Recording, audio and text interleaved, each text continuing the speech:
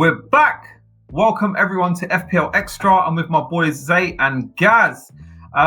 Firstly, before anything, I just wanted to say thank you so much. We've hit over 100 subscribers already on our channel. As we stand, I think we're on about 114. Thank you so much for all your kind tweets, your comments, your feedback. We've had somebody called Mourinho who wants to jump on our channel and guest feature, so something that might happen down the line. But just generally, thank you again. The growth has been immense. Like since the last video to now, I think we had about maybe 40 subs or thereabouts. And we've only been alive for like 3 weeks, so it's gone pretty amazingly well so far. So thank you so much. Boys, anything you want to add to the community? Just thanks basically everyone that's interacted and like commenting on Twitter and stuff like that. Loads of people have supported the channel. It's been amazing support. Been overwhelmed basically. Like in the space of a few weeks, we've already hit over 100 subs. So hopefully they are enjoying the entertainment that we bring every week. Even though Neil keeps bringing questions from 1966. No comment. But yeah, it's been fantastic. So yeah, appreciate all the love and support. Yeah, I love the support. Firstly, thankful to both of you for joining in each week and do this recording kind of thing that we've been doing on the channel. Wow. And thank you for the support to the FPL community, who has obviously been supportive, and for all the shares and the RT. So yeah, thank you all. So here we've got the FPL team of the week that we're going to show you. This is the ultimate team of the week, in which we've reflected our best picks to show you that how a bench boost team, the perfect bench boost team would look like. So yeah, Neil, would you start with the goalkeepers? Absolutely. So myself, Zay and Gaz, we spent, like, as you all probably have as well, during this boring international break, just been chatting about who we think would be like the most optimal team. So to start with, we've gone for Kepa, pretty much a safe bet. Expecting at least save points, but I'm not really hopeful for clean sheets. But he's kind of like the optimal pick. Everyone's got him in their team, so we've stuck with him. We've gone for Chilwell in defence because it seems like he's in a bit of upturn of form. And, you want to be a part of that, get those points in, crosses or goals, whatever it may be. Gone for Shaw. And I suspect a lot of people will be going for Shaw. I think the common most picks, boys, I've seen this week on the timeline is Shaw and Fernandes. So got to have him. He's got a good fixture run as well. So fingers crossed, Brucey bonus points from whatever else. The only thing that concerns me a little bit is no Casemiro. So he might play centre-back, so not really sure what the attacking return is going to be like.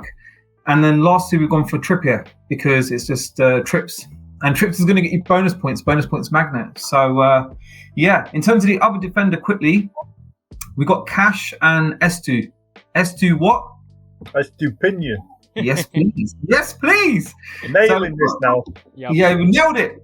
Even with a little accent on top of the end for the whatever it is. But Cash, I should have stuck with. I went for Botman, and Cash has been doing well. We didn't go for Mings because Mings is like, no one likes Mings.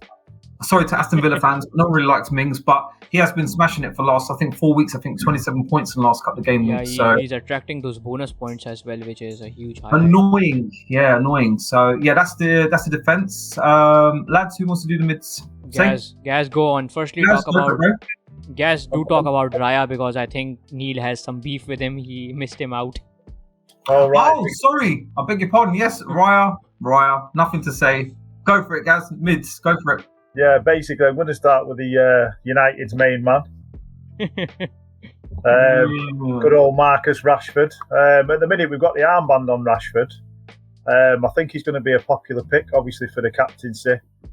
His EO is going to be absolutely massive, and if you go against him and it doesn't work out for you, then you could be in a bit of trouble rank-wise. He's got 2 okay fixtures. Against Newcastle, will be a tough game, and then obviously his second fixture is not easy as well. And at the minute, he's currently flagged, but we've been chatting about these international breaks, injuries, and these injuries, so to speak. But I think come game week 29, I think he's going to be fit like most of the people that have got injuries at the minute. I think it's just a bit of a 2-week rest for him, which makes him an even better captaincy option, in my opinion. We've got his midfield partner there next, Bruno Fernandes. Again, same fixtures. He's done quite well the last few weeks. I don't know whether you've noticed, lads, if you've seen many United games. Yeah, man. You know what? Got a couple of assists, a couple of games back. What was the game? Was it Europe? He got a couple of goals. Yeah, he's got a couple. He's had a penalty here and there as well, hasn't he? Little Fernandes. Yeah.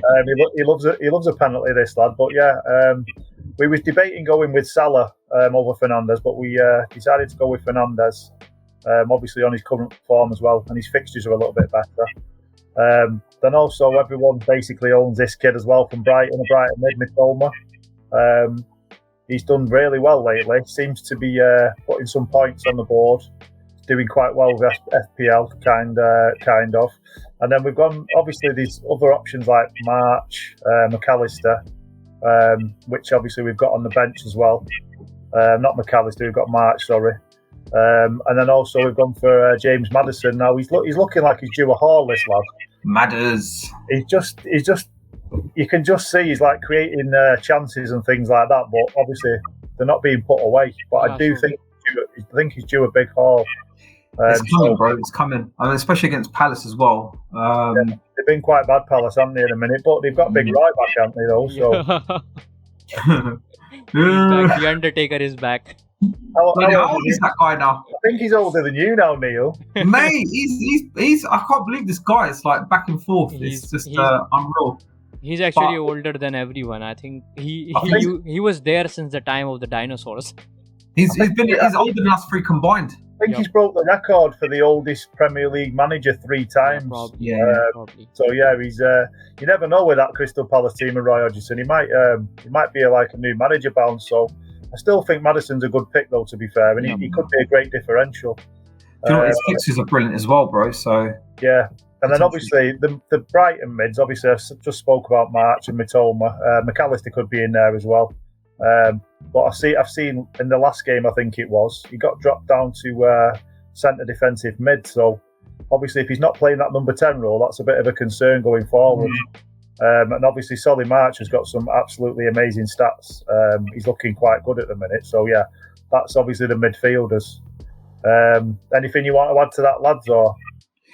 Yeah, it's just I think Mitoma, like we've got him on the vice purely because it's a hard one, isn't it? Bruno could smash, so could Maddison, but I think with Mitoma it's just consistency. I think that's probably why we've kind of opted for him to go with the vice. Yep. But I think a lot of people are either going to go with a United midfielder or a Brighton midfielder for captaincy. I mean, obviously there's a few differentials, which if you've got the stones to do that, then. You can say balls, Kaz. Balls are not a good word. That's why I said stones. I didn't say the other thing. Jay, what are we saying about these forwards, mate? So these forwards, as you can see, we've got 3 forwards, not one of those, trusted ones. Like by the looks of it, like we used to have Haaland and Kane. By looking at Haaland and Kane, you might expect the attacking returns, but these 3 forwards are the ones who might fire. If they do fire, it's a big success. If they don't, all 3 of them can blank equally. So Isaac has good two fixtures, but obviously it all depends upon how many chances Newcastle makes and how good is he on that specific day with the finishing. Man United at home could be a good fixture. I mean, Man United has been leaky when they are pressed. I think if Newcastle goes all out against them, they might end up conceding goals. Man United might end up conceding, and West Ham has been leaky so far this season. Obviously with Felix, he has to put those chances in. He does get a lot of chances. He's pretty creative. I think he's currently the best player with the attacking threat that Chelsea has. Obviously Havertz is there, who's on the bench, can be a good option, but I personally think that Felix might be the guy for the differentials here. And obviously then there is Watkins, who I have been saying for almost like a month. He has been among the attacking returns. Oh, you still didn't bring him in. Me and Kaz got the assist, man. Yeah. we took your advice then. Mate, 5 points gets you 50k these days. I wanted to hold Haaland, to be honest. I think that this particular week, the upcoming week, could be the season decider for my rank. If Haaland goes big against Liverpool, I'd be jumping in joy. So yeah, this is how the forwards are currently looking like. We've not gone with the single fixtures players. Obviously, the idea is to go for the bench boost and target all the double game week players. So yeah, this is for the forwards, lads. Lads, look how much money we've got in the bank. It's a lot of money, that.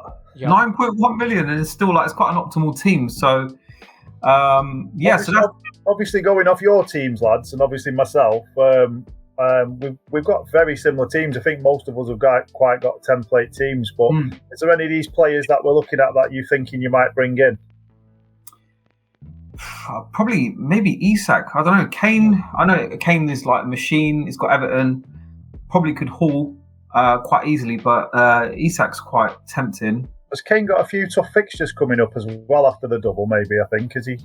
Actually, let me just check. So I know he's got Everton, but his run is pretty decent. So he's got Brighton, Bournemouth, Newcastle, Man United.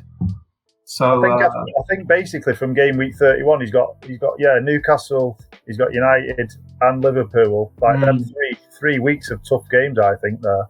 Brighton's not easy either, so I'd probably only discount. I'll probably only say what Everton with Kane would be here is, they've fallen out with the manager, and that would play a huge role from now on. I think Conte might end up leaving at the end of the season, and he openly said that the players do not deserve to be there. So I think things are pretty bad at that level. I think as well, obviously, I think the Everton game won't be easy for them because that's Everton away. Obviously, Brighton's not easy. Bournemouth maybe, but then obviously they've got Newcastle, then Man United, and then Liverpool. So actually going without Kane doesn't sound too bad, but obviously he does return quite often, even though it's just your 6 points here and 6 points there. He has had the worst XG, but even then he has been returning goals. So considering that, he is obviously one of the best FPL assets to own.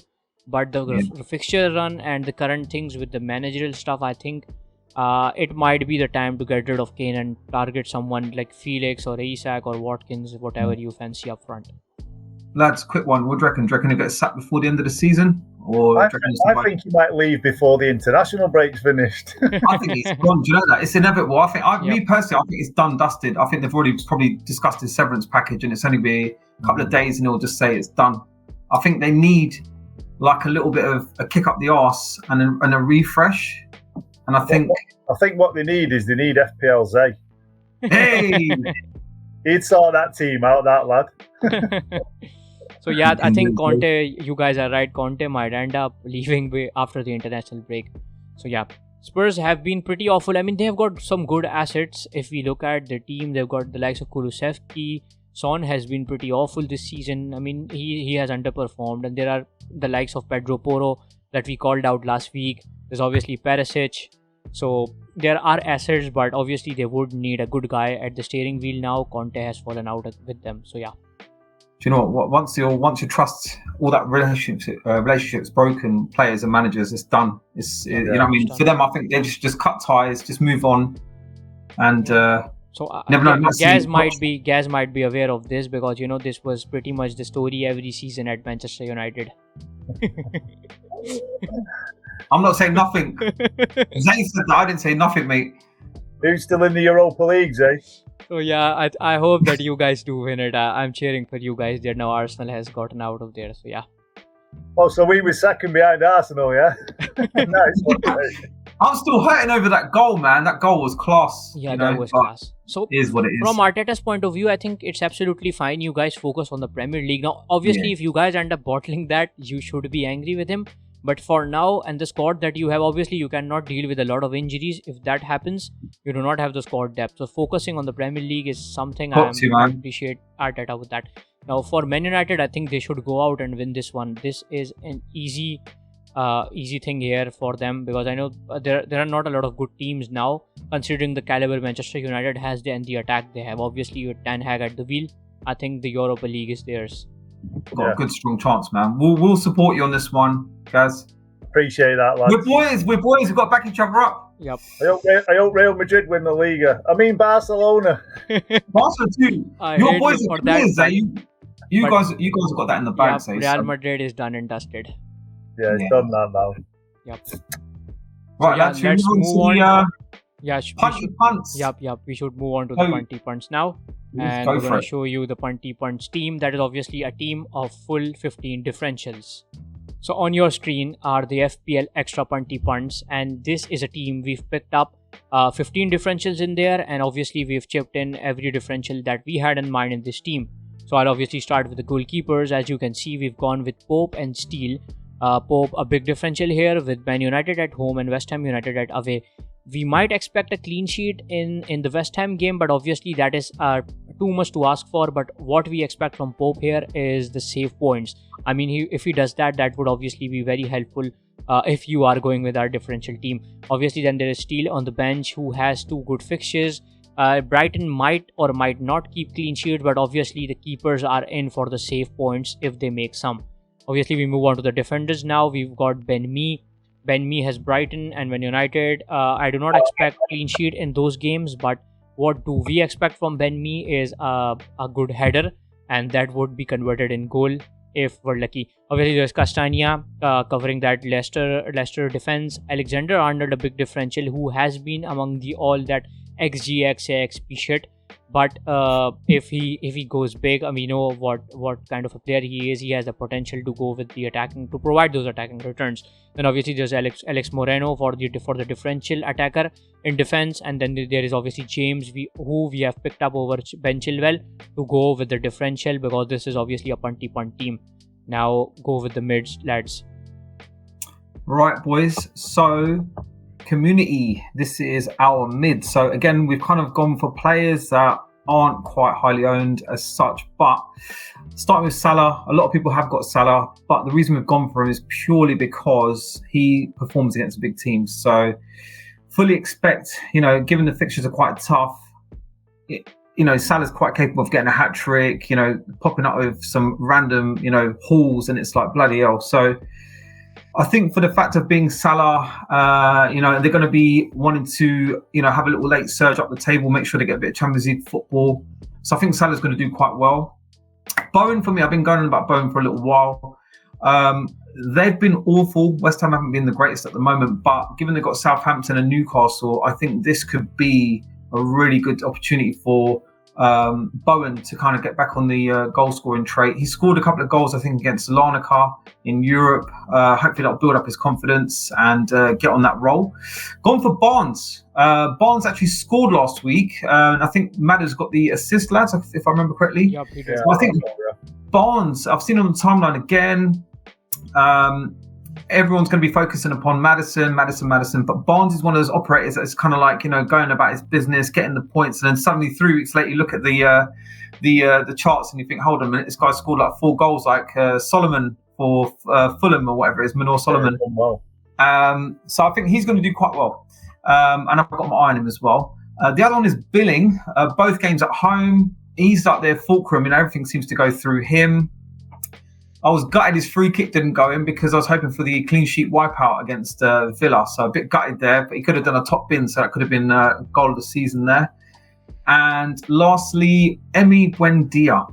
And we did talk about Buendia on our spaces last week. And Buendia is popping up. He got off the assist from Mings. I can't stand Mings, but Mings, it is what it is. I'm salty, man, because one of my mates, Kevin, has Mings in his teams, and he got like clean sheet, assist, and bonus and shit. So yeah, a bit salty. But Buendia's one to watch as well. Gaz, over to you for these strikers, bro. I think you called Barnes as well last week, didn't you? We said it. Did we say it in the space? Or? Yeah, it was on the video. I think you did a punty punt, or you went for Barnes, and he actually scored. Oh, we got to pat ourselves, man. We did quite well on the punties, so hopefully I pat myself, but that was all you, mate. Nah, it's all of us, bro. We talk about this all the time. You know what I mean? So credit to us. The forwards. So we start with Danny Ings. Bit of a differential. He's got a fixture with Southampton first, and then Newcastle. Obviously, Southampton's been all right of late. They've not really conceded too many at home. Obviously, Newcastle's quite good defensively, but Danny Ings has been on a little bit of form, and he started quite a few games the last 3 or 4 weeks. I think he did a 13-pointer in about 2 weeks ago, maybe 3 weeks ago. Yeah, he started the last 3 as well, bro. So he's back in the fitness levels. He's looking like, I think West Ham look like a different team when Danny Ings plays. So you would imagine that he's got a start really over Antonio. And then the second pick, we've gone for Kai Havertz. I think a lot of people went for him this week instead of going for Watkins, and he got that penalty, didn't he? Salty rank killer. Didn't do too bad. Got a few bonus points, which didn't help our ranks. But yeah, he's got Villa first game, and he's got a bit of a tougher game in the second one against Liverpool. But they've been a bit leaky at the back, so and obviously he's on penalties as well. So obviously that was our upper differential pick, or our punty punt, should I say? Punty punt. Sorry, I've got to stop saying differential. It's punty punts now. And then obviously Brennan Johnson. He's got 2 okay fixtures there. I think he's probably got the best 2 fixtures out of quite a lot of the doubles. Forest. He's got Wolves obviously, and then Leeds. So yeah, and he's like a talisman for Nottingham Forest as well. Brennan Johnson. He's quite lively, quite explosive. So yeah, I could definitely see some return from him. Cheap too as well, bro. It's very cheap as well. Yeah, great differential. And if he does bag a couple of goals in those 2 games, you're getting nice green arrows, lads. So that's our Punty Punt team. Let us know in the comments what you think. Any of those that you're picking. Any others that we haven't picked on there, because obviously there's still quite a lot of few people that we haven't picked. Yeah. But yeah, do let us know in the comments and let us know your thoughts. Lads, any of those that you might pick for your own? I'm tempted with Danny Ings, me. We talked about losing Kane, and I do think maybe a little punt on Danny Ings is very tempting. I do really want Salah as well, because he plays quite well against the big boys. He does, yeah. But then hopefully not against Arsenal, but yeah. Again, though, the midfield slots are very. There's like quite a lot of competition, so I don't really know, but yeah, I think going forward out of that team, I'll probably pick Ings. What about you, Zay? I might go for a punty punt, and that is Darwin Núñez for Harry Kane. So yeah, that is something I have in mind. But obviously there are the likes of Brendan Johnson, Howard. So I would have to assess. But right now I have the Darwin Núñez in my mind. So yeah, I'm gonna go for him. And then obviously when things go against me, I'm gonna bash him too in our little group. Yeah, well that's it. Yeah, it's not a bad punty punt team, that, to be fair. It looks quite good and strong. Especially like if you're free hitting as well, you could definitely take a few of those on your free hit. I don't know whether people are bench boosting or free hitting, but yeah, I mean if you can afford to bring some of them in, then there's a few decent shouts there, lads. Definitely. So yeah, let's just then move on to the favorite part for this week, and that is obviously the quiz, where I'm gonna take you to oldies to cleaners. But yeah, so yeah, we'll move on to the next segment now, and that is obviously the quiz. So yeah, this is a quiz segment, and I'm gonna ask these lot questions that I've prepared for the week. So are you guys ready for the questions? I'm ready. So here is the first one. So who scored the fastest hat-trick in the Premier League? Sadio Mane. Was it against Southampton? I can't say that. You just have to... Go on, guys. You have a guess as well, bro. I would have said that myself, and I think it was against Southampton. Yeah, guys are right. It was Sadio Mane. So that was an easy one. That's the one where he scored the hat-trick, and then they bought him. Yeah. Yep, so that is the one to start with. So which 3 players shared the Golden Boot in 18-19 season in the Premier League? The Golden what? The Golden Boot. In the 18-19 season. Oh, bloody hell. 3 very famous lads. 2 from the same team. Oh, hang on a minute. 2 from the same team? Yep. 5 years ago. Hang on, let me have a think about this. I'm pretty sure. I just can't think who the other one was. Oh, bloody hell. I think it was Salah and Mane. And then I think the other one... Aguero? I think it was Aubameyang. Yep, Gaz got it right. Hey, nice one, Gaz. This is I knew it was Salah and Mane, but I just weren't sure about the other ones. Yep. So the scores are 2-1 right now. Gaz with 2, Neil with obviously 1. That's all I'll be getting. Yeah. No, that was a good guess. That was a good guess. So the third one is, how many goals did Messi score in the 2011-12 and 12 season? The Right, can we do 11-12 season. What season was it, Zay? 11-12 season. 11 to 12. No, mate, that's going back a bit, that, Zay. So that was the record-breaking season for him. He scored the most goals in that. Zay, Is it in all competitions, Yep, Zay, in as well? in all competitions. I'm gonna say if we do a guess and then we did like last week and then whoever's the Yeah, closest so gets the nearest one wins. The nearest one. I'm gonna say 65. Okay. I'm going to say 75.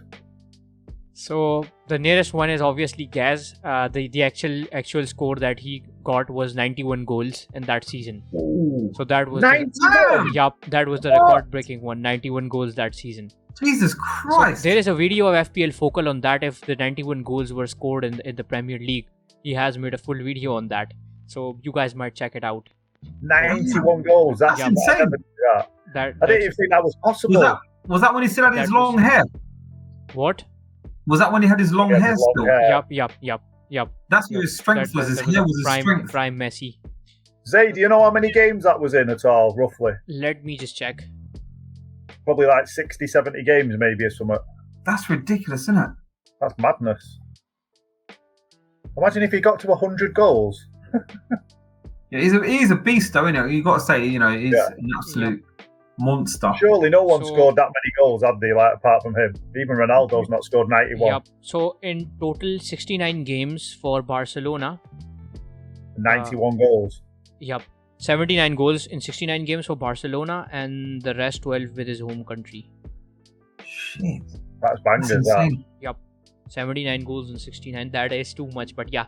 So Gaz has another point. It is 3-1. Now just winning! I was on fire, baby! This is an easy one. I'm hoping you guys might know this one. Which team won the first Premier League title? Oh, bloody hell. Gaz has given his answer. And Niels, what is yours? Man I United? don't say it. Yeah. Yep. So that was an easy one. I had it for the tiebreaker, but yeah, this is just for 4-2 right now. Now, this is one for you, Neil. You might know it. How many goals did Terry Andre score during the Invincible season in all competitions? This question is actually sent to me by FPL Donna. Donna. She said this one because she knows I'm a United fan. Yeah. Right, so what was it? How many goals did How Henry many score? goals did Terry Andre score in all seasons in that Invincible season that they had? In all competitions, Yep, yeah? in all competitions, yep. What year was the Invincible one though? Can't even remember what season that was. Neil might know that. Bloody hell, man. I should know this as an Arsenal fan. Invincibles was it 03, 04? I have no Check out what idea. you say.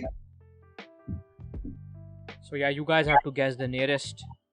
Mate, that's going to be All competitions. All competitions. Is it all competitions as well? Yep. Yeah. So that was the 2003 and 2004 season. Yeah, I was spot on, yeah. I'd get vilified if I was a gooner and I didn't know the Invincibles, man. I'd get destroyed!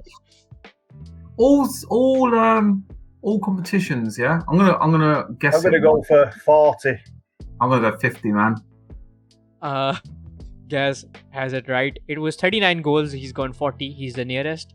And Neil, you might have some, suspicions around you being an Arsenal fan. What kind of issue is this, You're man? not an Arsenal fan at all, are you? What kind of issue is this? I think Neil's a You know what Spurs it is? fan. This is Zay's revenge for last week with my bloody. This is not me. This was actually sent by Donna. This is not me. I Donna, actually what kind of issue is this? prepared a much easier question. Gaz has actually won it, but yeah, just for the sake of it, we're going to do the last question. So, which player has the third most assists in the overall football? Like, which player has the third most assists of all time? The All third. the time. Third most assists. There are like 5 in the top 5 who have the third most assists. I'm going to go with It's got to be someone super legendary. I'm torn between two people here, Zay. I'm torn between two of your boys. I'm either going to say I'm going to go Iniesta or Xavi. Okay, now Neil, yours. Iniesta, bro. So it is actually Luis Suarez. Suarez. Yup. What? So the first one is Leo Messi. The second one is Thomas Müller. The third one is Luis Suarez. No Suarez. Yup, he has the third most assists. I saw that. That's astonishing. Let me tell you the exact figure that he has. I never have thought a striker would be third. No way. But mind you, you know what? When it was MSN, you know, when it was those three boys, they did supply quite a lot, though, to be fair. And then given that Messi was converting a lot of those chances as well, and probably Neymar as well. But I would have said Iniesta or Xavi because those two are like next level, you know. So they was the playmakers back in the day, weren't they? Yeah. So in our day, guys. Leo Messi has 390 assists. Thomas Müller has 296, and obviously these two are the midfielders. Surprisingly, Suarez has 285 assists. No way, that's mad. Yup. I think he has to be among the top strikers. Definitely. During his time in the Premier League, I think he's above obviously Robert Lewandowski. That is obviously my views on this. So yeah, Suarez is the third most assists. So yeah, Gaz, you actually win. What an animal, eh? Yep, Gaz. Undefeated, lads. Yep. Gaz has come home, man. Gaz has won. So are we back to my questions next week? Yeah. Yeah, back to your questions, bro. Yep. We'll let someone else win next week. Yeah. Yep. So you guys should let me win this for once. No, it's all right, Zay, because I'm only going to do questions from 2010. That's it. Yep. That's fine. That's fine. You can do it from 2005. I think that would be all right. Brilliant stuff. Well, that was a pretty good quiz, that, Zay. Thanks for those questions. Yeah. Thank you, boys. I got the first one, so you know a little bit of challenge. Yep. We'll so give you that. Gaz won. I've taken my revenge on Neil, and yeah, that was pretty all right. You got me back. So it's all good, Zay. It's all love, man. It's all love. No, great questions, bro. Thank you, boys. Yeah, so brilliant. Great questions. This was the quiz section now. Anything we want to add, boys? Yeah, so basically going forward, lads, what have you got any plans for the bench boost? Are we all bench boosting pretty much by the sounds of it? Yeah, it looks that way. Any shrewd moves that you're going to make? Any crazy captain picks or anything like that? Or it's hard, isn't it, to stay away from template FC and boring FC, you know? Yeah. But Mitoma vice captain is probably the most sauciest at the moment, isn't it? I suppose. But in terms of nailed captain, I think Rashford definitely will be one of the main picks, without a doubt. Definitely. But we just need a bit more information and see what happens. Touch wood, none of our players get damaged as well. But yeah, what I was saying to you boys earlier, Botman's been reported to be out injured. So, what?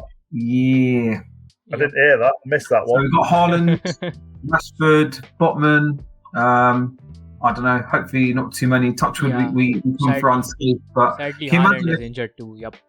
Bro, imagine if this international break just sees so many players break down or like on the verge of breaking down, and we all load up for bench boost, and Isak gets like a bloody injury and he's out. Pretty odd question from you both that I've been seeing on the timeline a lot. Would you guys fancy a free hit this week?